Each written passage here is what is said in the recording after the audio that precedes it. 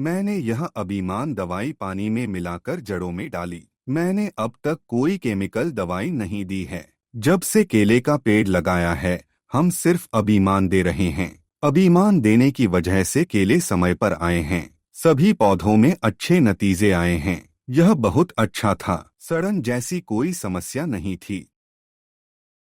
नमस्ते, मेरा नाम विजय राघवन है। मैं तमिलनाडु के सलेम जिले से हूँ। हम अपने घर में कई तरह के पौधे और पेड़ उगाते हैं। मैंने फेसबुक पर अभिमान के बारे में देखा और एपीके एस ऑर्गेनिक्स से कांटेक्ट करके पूछा और इसे खरीदा। उन्होंने अभिमान के बारे में अच्छे से समझाया।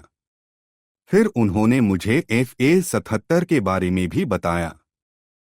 उन्होंने कहा कि अभिमान जड़ों में देना चाहिए। अगर आप ऐसा करेंगे तो अच्छी तरह से जड़ें जमा लेंगी।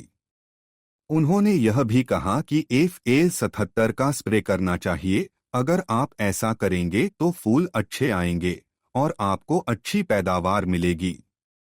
इसी हिसाब से हम अपने बगीचे के लिए एपीके एस ऑर्गेनिक्स की दवाई इस्तेमाल कर रहे हैं। हमने कोई दूसरी केमिकल दवाई इस्तेमाल नहीं की है। केले के पौधे लगाने के बाद से हम सिर्फ अभिमान दे रहे हैं। अभिमान की वजह से केले की फसल सही समय पर आई। उसके बाद उन्होंने कहा कि अगर आप FL77 स्प्रे करेंगे तो फल बड़े और ज्यादा होंगे। मैंने भी FL77 स्प्रे किया। जैसा उन्होंने कहा था, मुझे वैसा ही रिजल्ट मिला।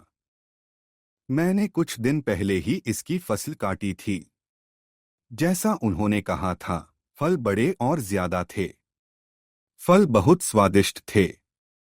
अभिमान देने के बाद मैंने अगले हफ्ते FL77 स्प्रे किया।